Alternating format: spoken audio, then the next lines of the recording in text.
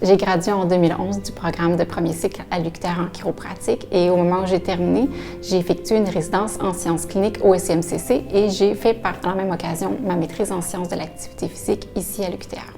Dans un premier temps, je me suis intéressée au contrôle moteur de la région cervicale chez des gens qui souffrent de céphalée de tension, donc un projet qui était peut-être un peu plus fondamental, mais avec des aspects cliniques.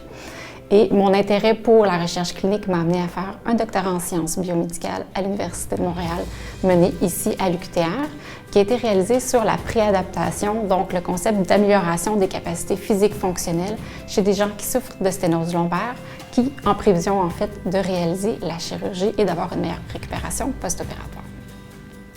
J'ai par la suite effectué un postdoctorat en épidémiologie au UOIT en Ontario sous la supervision du Dr Pierre Côté, où j'ai étudié les effets de la santé mentale sur les incapacités musculo-squelettiques.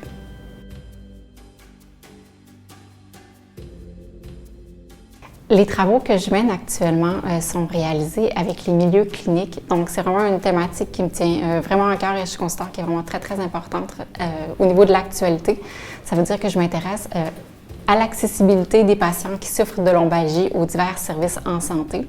Donc, c'est un programme de recherche qui comporte plusieurs volets. Le premier, c'est peut-être de mieux comprendre quels sont les défis, les barrières, comment est-ce que les gens vont vraiment cheminer à l'intérieur du système de santé pour obtenir des soins, toujours pour la lombalgie. Dans un deuxième temps, on s'intéresse à savoir quels sont les facteurs qui influencent la prise de décision clinique pour ces patients-là. Donc, que ce soit des variables qui sont administratives, plus socio-démographiques ou plutôt cliniques, donc vraiment le portrait des patients. On s'intéresse à la compréhension de comment est-ce que les décisions sont prises au niveau clinique. Et un troisième volet qui est aussi tout à fait intéressant, c'est l'inclusion du chiropraticien dans la trajectoire de soins de ces patients-là. Donc, on s'intéresse à savoir est-ce que le fait d'avoir une ressource supplémentaire, donc qui est spécialisée dans le diagnostic des troubles musculo-squelettiques, notamment au niveau de la colonne vertébrale, est-ce que ça peut avoir une influence positive sur l'utilisation subséquente de soins de santé, sur les décisions cliniques qui sont prises et également sur les parcours de santé des patients, donc comment ils vont se rétablir et comment ils vont cheminer par rapport à cette condition-là. Donc, ces projets-là sont, à mon avis, des projets qui sont ambitieux, tant au niveau du travail qui est à effectuer que des retombées potentielles pour les patients et aussi pour la profession chiropratique. On en est encore dans les premiers balbutiements d'analyse des données, donc à savoir exactement comment ça fonctionne, qu'est-ce qui peut être amélioré et quel est le rôle un peu plus entier que le chiropraticien peut jouer dans cette trajectoire-là. Il est encore un peu tôt pour avoir une idée globale de ce que les résultats vont avoir à nous donner, parce qu'on a énormément de données qui ont été collectées et on a encore du travail à faire.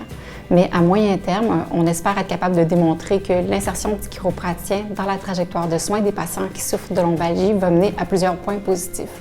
On s'attend entre autres au fait que les patients qui vont avoir eu accès à un chiropraticien tôt dans leur trajectoire de soins vont, par exemple, avoir moins de consultations avec des médecins spécialistes, vont avoir des délais d'attente pour obtenir des examens ou des prescriptions qui vont être raccourcis, vont également se remettre plus facilement de leur épisode de lombalgie et on va avoir une meilleure capacité d'autogestion et d'auto-efficacité.